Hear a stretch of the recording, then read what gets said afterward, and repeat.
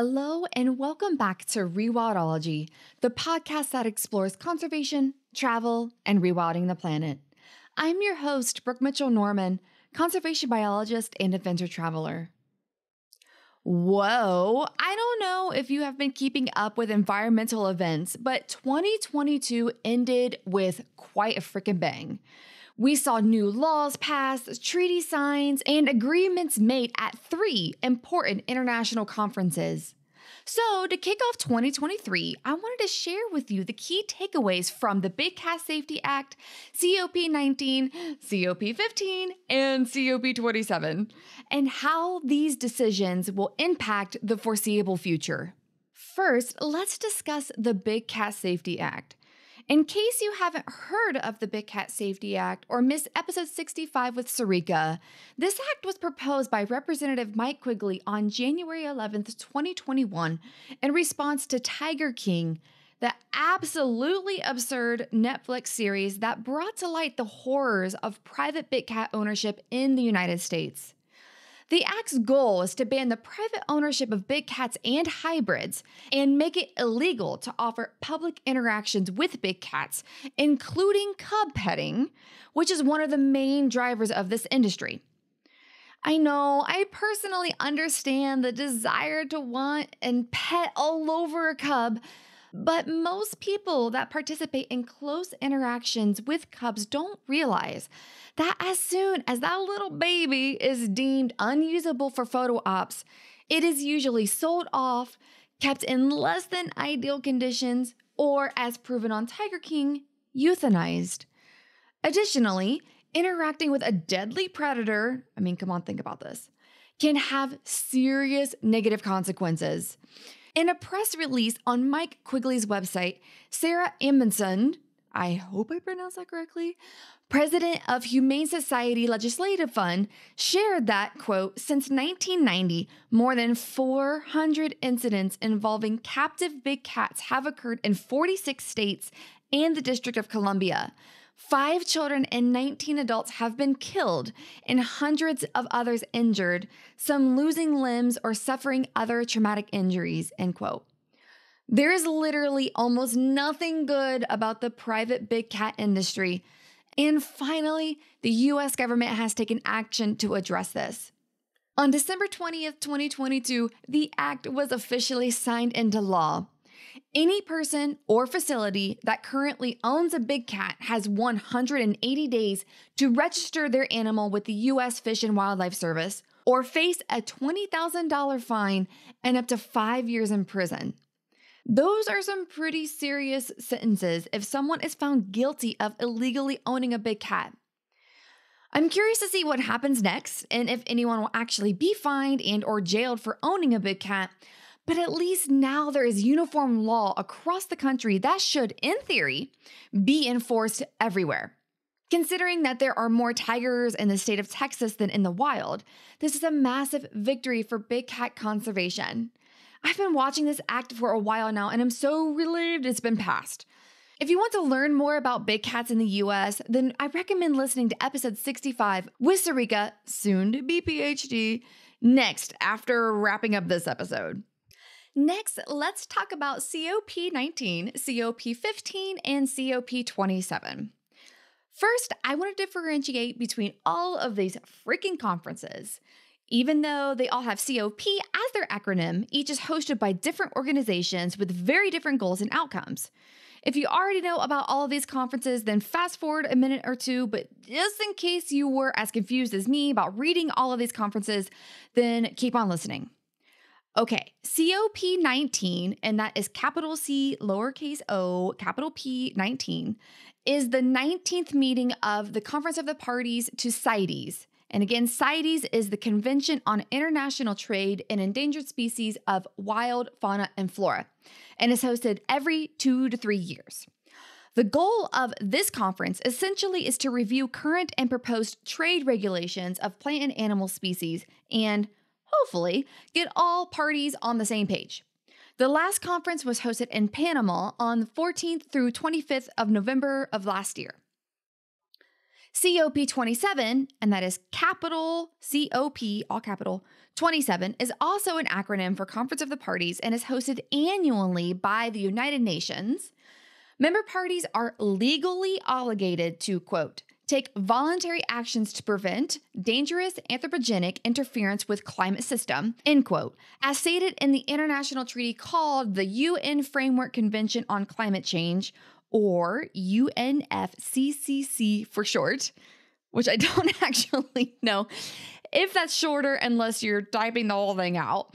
The goal of this Conference of the Parties is to, quote, report on progress, set intermediate goals, make agreements to share scientific and technological advances of global benefits, and negotiate policy, end quote.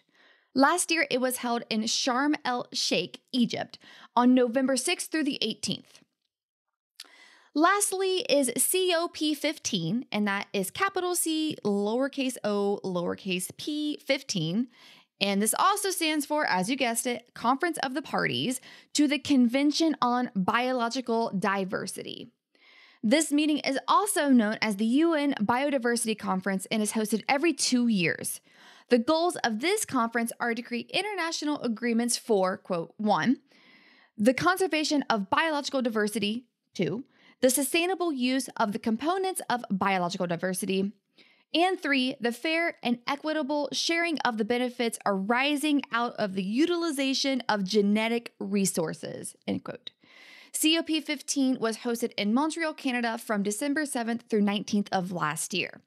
Phew, now that we have that out of the way, I'll share with you what you should know about what was decided at each of these conferences. First, I want to chat about COP19, which, as a reminder, is the CITES Conference on the Trade of Flora and Fauna.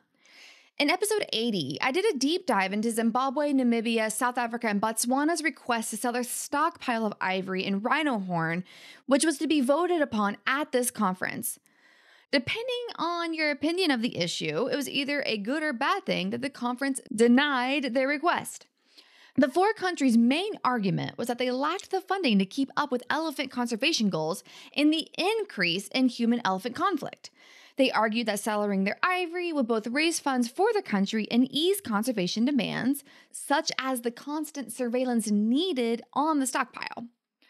The parties, however, said that the 4 countries did not provide enough evidence for the need to sell their stockpiles, and that allowing the sale of ivory and rhino horn would result in a massive spike in the illegal trade of ivory, as seen in the 2008 sale.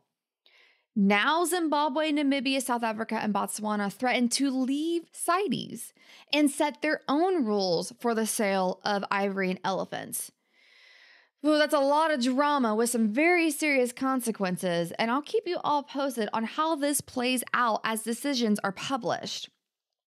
Otherwise, the main story from COP19 was the massive addition of new trade regulations for more than 600 animal and plant species, notably sharks and rays, tropical timber, glass frogs, and Asian songbirds.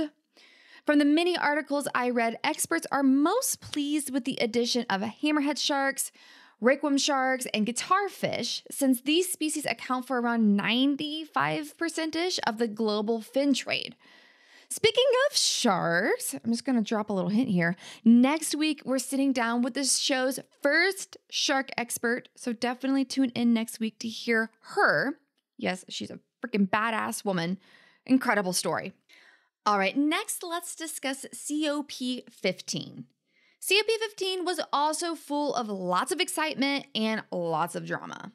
This year, the conference was co-hosted by Canada and China, which I found surprising and fantastic since we never hear anything positive about China and conservation. As COP15, a landmark deal was reached to halt biodiversity loss by 2030. The program is called 30 by 30, with the objectives of protecting 30% of natural spaces within the next 10 years, restoring 30% of the planet's degraded ecosystems, and reforming US $500 billion worth of environmentally damaging subsidies. All of this by 2030. This year took 4 years to negotiate, which of course the pandemic didn't help at all, and 2 weeks for an agreement to be reached at the conference. 30 by 30 is being touted as a huge success and should, in theory, do wonders for nature. But just like you, I was asking, how exactly is this going to work? As usual, the biggest hangup for many countries at the conference was money. Where are the funds going to come from to support such ambitious restoration and conservation goals? It's a legit question. The countries in attendance agreed to create a new UN fund called the Global Environmental Facility, specifically earmarked for biodiversity, and rich countries agreed to give US $30 billion to the fund by the end of the decade. Right before the deal was signed and announced as complete, several African countries voiced their displeasure as the deal did not create a new fund separate from the UN fund. Brazil, China, India, Indonesia, and Mexico received the most support from the GEF, and some African countries wanted a bigger piece of the pie to help them reach their conservation goals. But that didn't happen before the Chinese president announced the deal as complete. Ooh, the drama! The articles I read said that the parties announced that they would discuss additional funds in the future, and as always, we shall see if that happens. Continuing down the drama train, two countries failed to sign the agreement, the US and the Vatican. Vatican, whatever. US, I was like, say what? Why did the US not sign this? Again, I was initially shocked by this, considering all of the Biden administration's aggressive environmental initiatives they've published since he took office. Just last year, President Biden also announced the US's own 30 by 30 pledge with the goal of restoring and conserving 30% of America's land and water by 2030. Okay, so if the rest of the world has the same goal as the US, why didn't negotiators just sign the treaty? To me, that would make sense, but that's not what happened. It's because of politics. I won't do a complete deep dive here since we have another conference to talk about, but essentially, the US doesn't want to be a part of the CBD and allow other countries to have a say over what the US can and can't do, or force the US to share technological advancements, knowledge, etc., etc. GOP lawmakers are pretty much against any and all treaties, including this one, turns out, and so the US is creating its own ambitious conservation goals. Get this, I found this super interesting. President Bush had a huge hand in writing a biodiversity treaty in the 80s that he didn't then sign. And President Bill Clinton signed a treaty during his term, but didn't receive any support from the government. So the US isn't giving the CBD the middle finger. Lawmakers and treaty negotiators are doing what they feel is right to protect the US's autonomy. Maybe one day the US will join the CBD, but that day is not today. Okay, moving on to the last major conference of 2022, COP27. If you recall from 2021, COP26 was praised and talked about for many months for all of the progress that had been made for countries agreeing to do their part to ensure the planet's temperature doesn't surpass an increase of 1.5 degrees Celsius. Well, since that conference, Russia launched a freaking war against Ukraine and greatly disrupted, well, everything. One of Vladimir Putin's weapons has been to use Europe's reliance on Russian fuel against them, which forced countries to scramble for other fuel sources, including coal. No joke, some countries are going back to coal for energy. Needless to say, several critical political relationships are in shambles, which subsequently has had huge consequences for worldwide climate commitments. So, what was accomplished at COP27? Instead of furthering progress on political agreements, this year the parties mostly focused on climate financing and mitigating losses due to climate change for poor and developing countries. The UN put together a handy-dandy list of the 5 key takeaways from the conference, which I will share with you right now. First, a new fund was established to assist countries that are hit hard by catastrophic climate disasters such as drought and floods. Where the money will come from and who benefits from the fund are yet to be determined, and hopefully these details will be solidified by COP28. Second, the goal of keeping global warming under 1.5 degrees Celsius was reaffirmed, and governments were asked to present even more aggressive plans at the COP28 summit next year. In other words, the plans as they are written will not do the job to reduce emissions enough by 2030 to keep warming under control. So countries have been tasked to go back to the drawing board and submit better proposals by 2023. Third, accountability is a huge objective moving forward. I guess the UN Secretary General asked the UN Climate Change to develop a plan early next year that will ensure businesses and institutions are held accountable for their pledges, removing the chance for greenwashing. Yes, love it. I didn't find what will happen if someone violates their pledges, but I'm assuming that will be published once the plan is developed. The fourth takeaway is another climate finance commitment called the Sharm el-Sheikh Implementation Plan. Essentially, if developing countries are to properly invest in renewable energy, they'll need the funds to do so. So, this implementation plan says that in order to transform the current global economy into one that is low carbon, wealthy countries will need to invest $4 to $6 trillion every year. Talk about sticker shock on that number. So much. Again, how this plan will play out will be determined by next year's summit. The fifth and final takeaway from COP27 was all about mobilization. It's time for governments and institutions to walk the walk, not just talk the talk. And so now countries are encouraged to begin aggressively implementing their carbon emission reduction plans with assistance from the UN climate change. Okay, wow, that was so much stuff. If you're still here with me, thank you for taking the time to go through all of these vastly important events that wrapped up just a few weeks ago.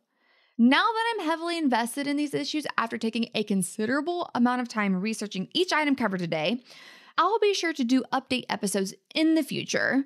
Maybe individual episodes for each conference to allow deeper dives. I don't know. We'll see what I decide a year from now. If you want to check out the 20-something, almost 30 resources that went into creating today's long episode, be sure to check out the show notes at rewildology.com. If you have a specific question you'd like to discuss about today's topic, head on over to the Rewildology YouTube channel and submit your question in the comment section of today's episode. Some of you have reached out and asked how you can support the show. Well, I am happy to share that there are several ways to do so. Some zero-cost ways include subscribing to the podcast on your favorite streaming app, leaving a rating and review to boost the algorithm, which will present the podcast to more listeners, signing up for the weekly Rewildology newsletter at the website, subscribing to the YouTube channel, and following the show on your favorite social media app.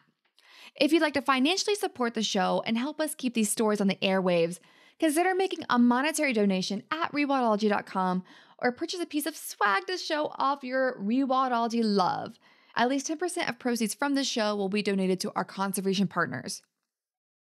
I'd also like to extend a special thanks to Heather Valley, the show's audio and video producer, for making the show sound and look awesome, and Focusrite for powering the podcast sound. If you'd like to see the Focusrite gear we use to record the show, head on over to rewildology.com and check out Nature Podcasting under the Resources tab. Until next time, friends, together we'll rewild the planet.